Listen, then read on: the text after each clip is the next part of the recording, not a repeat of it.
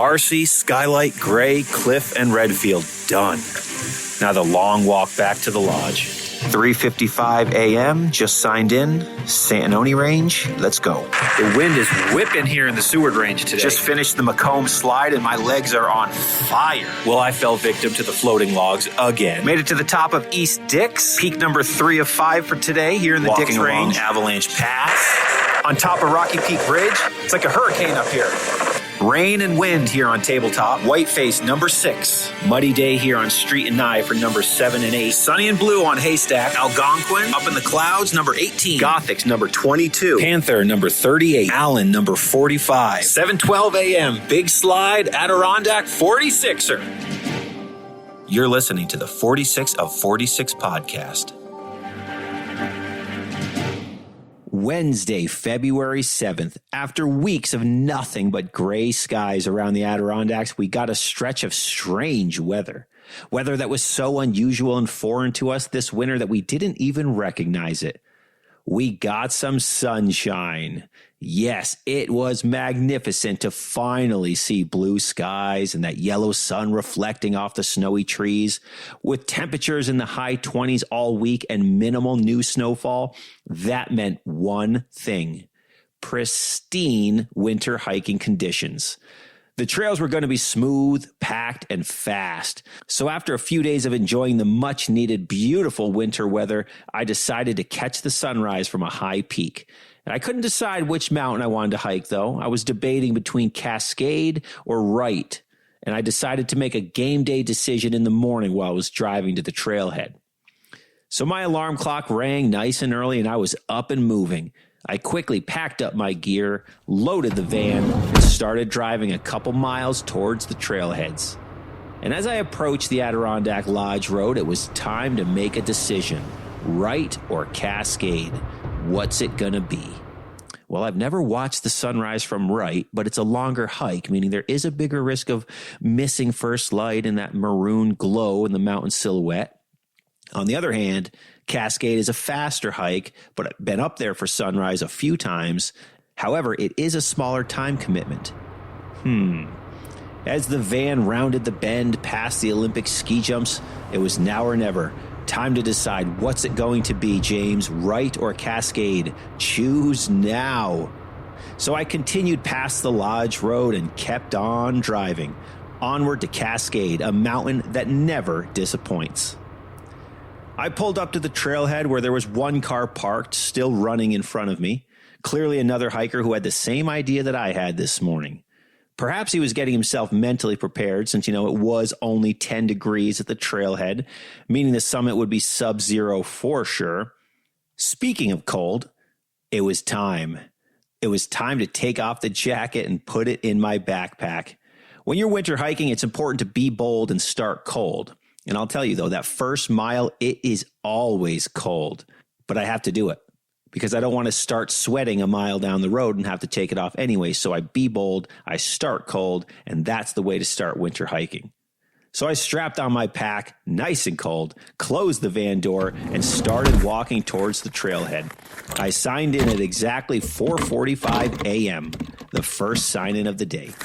The official sunrise was slated for 7:07 this morning, and my goal was to be on the summit by 6 a.m. to enjoy the whole experience from pitch black sky to that early maroon glow, all the way past the orange to the official sunrise. Time to hit the trail. The plan for today was to hike the 2.25-mile, 1,900 feet of gain ascent up Cascade in the dark and arrive on the summit by 6 a.m. to enjoy the peaceful winter sunrise. Cascade is usually one of the windier mountains in the high peaks, therefore extra layers and finding cover on the summit from the wind would be paramount to wait out this beautiful, magnificent sunrise. But I was ready.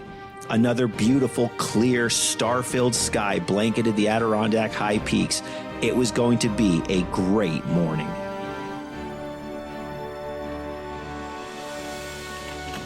Good morning. It's going to be a good day going up Cascade this morning for the sunrise. The sky is completely clear, tons of stars. Should be great. First person to sign in. but it's cold. So time to get moving. Trying to get to the summit in 1 hour. But here we go. I was all signed in and started up the trail. I had my snowshoes strapped to my pack and I wore my micro spikes to start the climb. The Cascade Trail is steady, right from the road all the way to the summit. There's some flat stretches, but for the most part, the trail ascends at a nice, steady, consistent pace. Up, up, up. Not too steep, but not too flat. A pretty nice climb.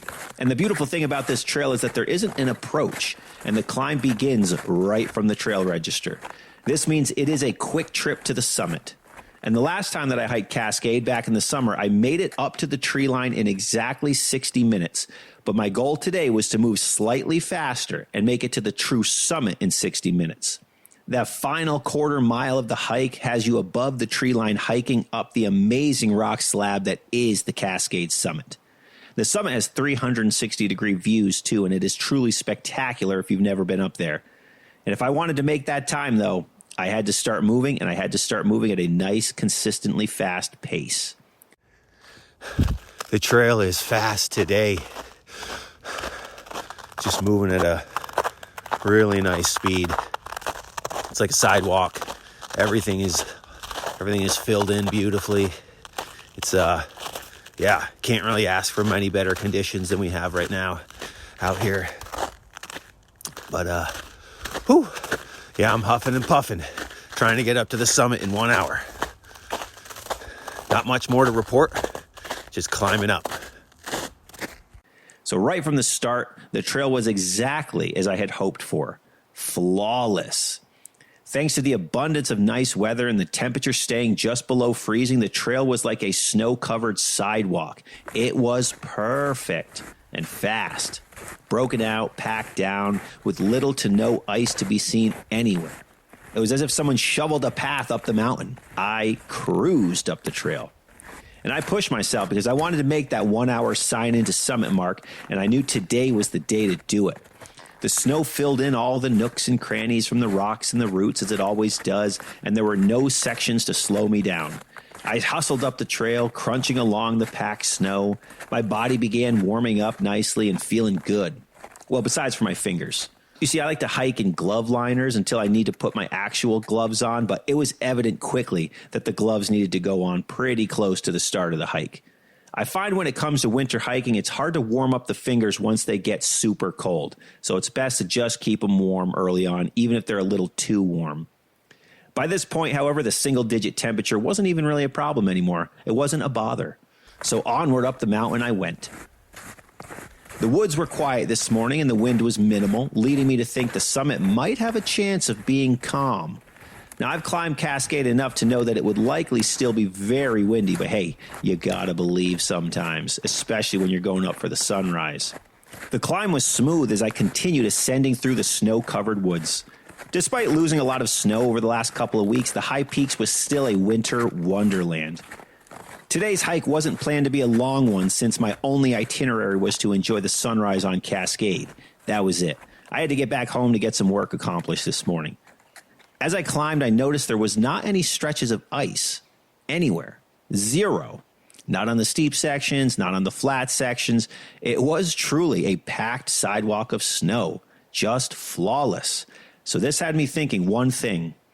I am going to fly down this mountain. Now, I'm the type of hiker who prefers the ascent over the descent. Therefore, knowing that I can get down the mountain faster than usual was a big bonus for the day. It was going to be fast coming down this thing. The woods were quiet as the glow from my headlamp lit up the trees and the trail in front of me. I stopped periodically for 10 seconds or so to air out my legs since I was hustling up the mountain as fast as I could, trying to make it to the summit in that sub 1 hour mark. I was certainly hiking at a faster pace than I normally would, but, this is the only mountain of the day, so I was able to push it. Up the steep climbs, across the flatter sections, then up the next climb, I made my way up the nice, dark, quiet mountain. And the crescent moon was in the sky, and the stars were bright with no clouds anywhere. The vibe on the trail could not be beat. Well, actually, it could be B. If I was hiking with someone else, that would have improved it. Yes, it would have been better with somebody else. But, all in all, what a privilege it was being on the trail this morning with such perfect conditions. I scaled the mountain quickly, and I soon arrived at that little open slab that sits just below the Porter Mountain Trail split. I climbed up and turned around to enjoy the glow of the town of Lake Placid down in the valley below. For being such a small town, Lake Placid looks and feels a lot bigger when you're looking at all those lights from the top of Cascade Mountain. The bobsled track was lit up over on Mount Van Hovenberg. The Olympic ski jumps were lit up. It was just a spectacular sight as Mackenzie Mountain and Moose Mountain silhouette above Lake Placid mirrored us on the other side of the valley. Just magnificent. From this point, it's a hop, skip, and a jump to the trail split for Porter Mountain. And I had another thought at the trail split. Should I skip Cascade and go over to Porter instead, since I've never watched the sunrise from Porter? And the summit faces east, too? Ultimately, I opted for yet another sunrise from Cascade, since that was the plan, and mainly because I was trying to accomplish a goal by getting to the summit in under 1 hour. So I had something I was working towards. And I hadn't even checked the clock yet to see if I was on pace for that 1 hour goal because, man, it was cold. My phone was in a sock in my pocket. It would have required me to take off my gloves, and it just would have been a whole thing. So I didn't even check the time. All right, I just passed the Porter Trail Junction, about to head out of the tree line. I'm sure it's pretty windy up there. Though it's not too bad so far in terms of wind, but, once you get out on the Cascade summit, it's pretty windy. But about to head up for the final push. So here we go. Cascade. I've got another hour until the sun comes up, so I'm pretty much right on schedule for what I had hoped to be up here for.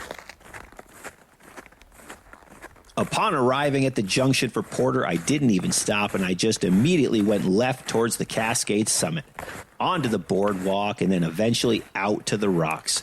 All right, it was time to leave the tree line. Now I'll check my phone and see what time it is. So I took my phone out of my pocket, out of the sock, clicked it on. 5:45 a.m. Exactly 1 hour from trailhead to tree line. Again. The exact same time that I hiked over the summer. So unfortunately, my goal of 1 hour from trailhead to summit was missed, but oh well. I did give it a good shot. But I was about to begin the final trek of the hike, so it didn't really bother me too much. I was close enough.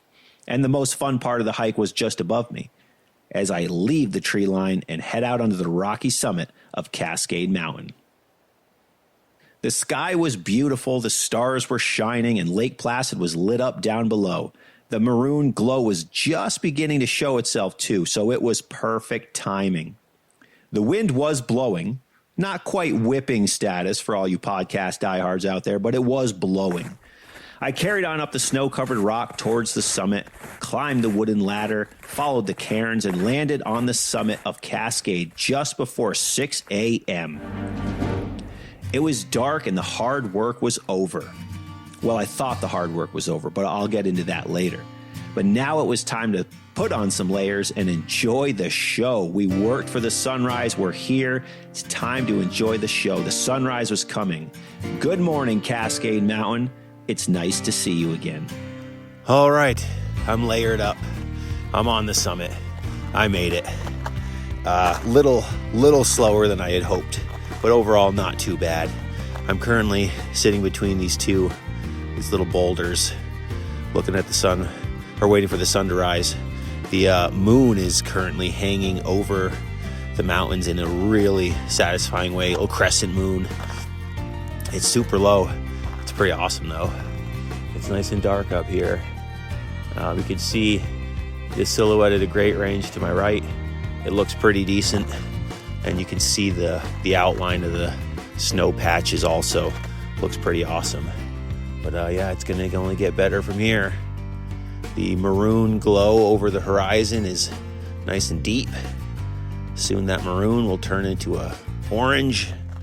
It'll be like a sea of orange. But yeah, I'm just kind of doing the shake here as I try to stay warm because it got cold quickly. It is below zero up here on the summit. and the warmth of the hike is slowly fading away. But that's all right. The sun will come up soon. I took some sips of water for the first time, and I slammed a Blue Line Bakery cookie once arriving at the summit. A Bear Cub maple, my favorite of the Blue Line Bakery cookies. The maple syrup in the cookies comes from Bear Cub Road in Lake Placid, in case you wondered where the name came from. You know, I like a good Summit Snickers and a Summit sandwich, you all know, but, you know, a Summit Blue Line Bakery cookie hits really hard, too. I highly recommend. But I layered up, and since the wind was blowing from the west, I was able to find some cover so I could sit and wait for the sun without being blasted by the cold wind. I hopped down from the summit, and I took cover between two boulders just below the true summit. And it was a great spot since I could still see the sun rising directly in front of me and still enjoy the show with minimal wind. And I had a good hour until the sun was going to rise, too. Just when I thought the work was complete, though, now the real work was beginning. I had to stay warm. Due to the cold temperatures and breeze, sitting and waiting was way harder than hiking. It was cold. Every minute felt like an hour, and I did what I could to keep the body warmer now that I wasn't hiking anymore. An hour's stay on a sub-zero summit without any hiking is no joke. And I was wearing a base layer, a moisture-wicking shirt, a fleece, an 800 fill EMS puffy, and an EMS Vortex insulated jacket. Plenty of layers, but still cold. So I did what needed to be done. I started doing jumping jacks to keep the blood flowing and the body warm as I watched that maroon glow grow bigger and bigger in the distance to the left of the mighty Great Range from the summit of Cascade, while the crescent moon sat hanging just above the mountain silhouette. Truly picturesque and just magnificent. I snapped a few photos with my phone as my fingers were frozen trying to press the button. And it's absolutely mind-blowing what cell phone cameras can do these days too, might I add. It's absolutely incredible. I mean, there was no light. It was pitch black. But the phone, it made it look so unbelievable. Absolutely crazy what cell phones are doing these days. Anyways, that's a side note.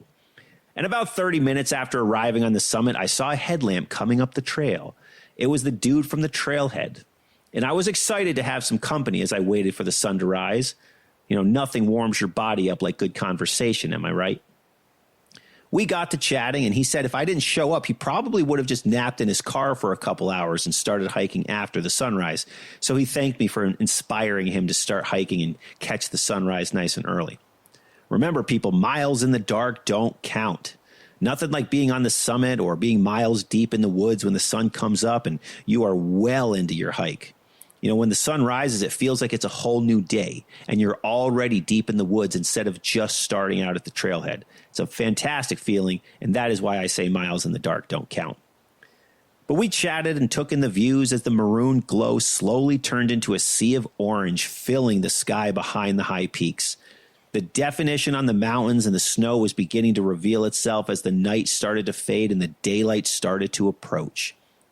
Soon the mountain skyline was filled with that beautiful orange glow. And then another couple of hikers arrived on the summit just in time, about 15 minutes before sunrise. 2 local women, and shout out to both you for listening to the podcast. I appreciate it. But the sky above the Great Range glowed with a deep orange as the sky turned from black to blue. The clouds over the McIntyre Range to the south were bright pink now, and the 360-degree winter views looked like a painting. And you can see these views 100 times over, and they will never get old, ever. All of us chatted and took pictures and just hung out as we waited for the sun to rise, and then it happened. There it is, I shouted as the sun officially rose from behind the horizon. 10 seconds ago, the sun was hidden, and now there's a ball of fire high in the sky as the orange glow lit up the snow everywhere. It's always an unbelievable experience during that moment when the sun rises. If you've never been on a mountain for a sunrise period, please add it to your bucket list. And I will say, though, having done so many sunrise hikes, a winter sunrise hike takes the cake. It's surreal, it's different, it hits differently, and it's just hard to beat. Add it to your list. It is always worth the early wake up. I wasn't cold anymore thanks to good conversation and just moving my body around. And as the daytime revealed itself, it now felt like my time doing jumping jacks in the dark or climbing up the mountain in the dark felt like days ago, not just an hour ago. It was a brand new day, and I was starting it off on top of a high peak. That, my friends, is why I say miles in the dark don't count. The feeling that comes from the sun rising is truly hard to describe. And I enjoyed the summit for another 15 minutes, and then I decided it was time to get home. I looked at the time and thought, I can get down the mountain in, I bet, 45 minutes. Challenge accepted. Let's move. And just like that, the sun is risen. What a beautiful freaking morning it is right now on Cascade. It looks like a painting up here. Just can't ask for anything better than what I got going right now. The clouds are pink, from the orange sunrise. Just fantastic. What a perfect morning up here. Got a couple other people up here on the summit now, but about to head back down, and my plan is to get down as fast as possible because the trail is fast today, and it should be a quick trip down. So, time to get back to the van. I said my goodbyes, I suited up, and I started back down the mountain. Before getting back to the tree line, however, I passed a woman who asked me to take her photo. She boldly and enthusiastically declared, "Oh my God, this is my first sunrise hike ever. Look at that sun." Her excitement and her newfound self-confidence in herself, thanks to her accomplishment, it was just contagious. I could tell how proud she was of herself for hiking up the mountain in the dark and how excited she was to be there. It was just magnificent to witness. So I snapped a photo for her, and we parted ways as she went up to the summit and I headed back into the tree line. Next, I did something that I've never done, not even once. I literally ran down the mountain. From top to bottom, I moved at a jogging pace. The trail was perfect, and there was no better time to do it than today. So I channeled my inner Bethany Garrettson, and I just sent it. Just running down the trail today. It's fast, it's moving, and I'm cruising. But yeah, running down the trail. It's pretty awesome right now. Everything's smooth, and having the backpack on to run is not ideal, but it's also not too bad. Moving nice and fast. In my own training, I go for a run one day a week along roads. I don't trail run because I don't really like having to focus on my steps. Running's hard enough, so having to focus on every step, it just doesn't interest me. That's why I run on pavement. It alleviates that. However, thanks to today's trail conditions, I didn't have to focus on each step because of how smooth and packed the trail was. But I got to enjoy the woods element that you get when you go trail running. So it truly was a winning combination. The vast majority of the time that I go running, I also wear a 50-pound weight vest. So despite running down the mountain wearing a 30-pound backpack with snowshoes attached, it actually felt very normal. I was already aware and used to doing this sort of thing. It's hard, but it was normal. So I flew down the mountain at a nice fun pace, and I passed 0 people on my descent. And as I was jogging down the trail, I kept thinking how amazing today would be if I had either a sled or a fat tire mountain bike. I could have gotten off the mountain in 10 minutes if I had a fat tire mountain bike. And I was proud of the accomplishment of running down the mountain too, from top to bottom. And I eventually made it down and signed out. And there's the trailhead. And we're back. Oof. What a fast trip down. Less than 45 minutes. Pretty great for me in terms of time. But sunrise hike was a success. And that's going to do it. What a fantastic morning on Cascade. What an amazing sunrise it was, followed by a new physical feat that I've never accomplished before. I know there's a lot of trail runners out there, but I've never run down the mountain. All in all, my morning on Cascade was as good as it gets. Having the opportunity to scale these mountains and experience their views, it is a privilege, and it is something I do not take for granted. Instead, I think of it as an honor every time that I'm grateful for. A mountain sunrise will remind you the world, despite its flaws, is truly a beautiful place, and the Adirondack Mountains showcases the best that it has to offer every single time. What a day. Another successful day in the woods enjoying a weekday sunrise from Cascade Mountain. Another exciting winter day on the trail with perfect hiking conditions. Thanks for listening to another episode of the 46 of 46 podcast. If you didn't hear, the pre-orders for my brand new book, Adirondack Campfire Stories, are available now on Amazon, Barnes & Noble, and IndieBound. The link is in the show notes. These stories are based off of the stories you've heard right here on this podcast, and I'd love for you to pre-order a copy.